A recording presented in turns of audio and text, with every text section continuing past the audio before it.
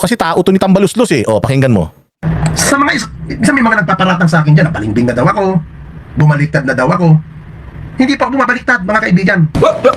Hindi pa ako bumabaliktad.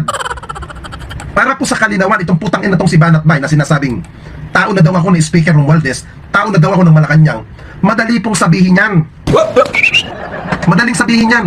Ang tanong, may ebidensya ba kayo? A few moments later. Guys dito, hindi pinag-uusapan dito kung pro Marcos ka, anti Marcos ka, pro Duterte ka, anti Duterte ka. Hindi pinag-uusapan dito. Ang pinag-uusapan natin dito, yung pakinabang natin sa mga nag-hire sa atin. Yun ang importante. Dito, ang abutan dito hindi GCash, cash to cash. Ayun may abutan. Gcash, cash to cash. Sino? Sino ang mag-aabot? Sige. Okay, ang sahod nyo rito, 15.30. Hindi ko sa inyo pwedeng pangalanan kung sino ang nasa likod nito. Okay? Puro papuri at pag-angat ng kay Speaker Romualdez dito. Oh. So, puro papuri at pagpaparangal lang kay Romualdez dito. Gcash, cash to cash. Meron daw kinsenas katapusan na sweldo. Utangin na ka.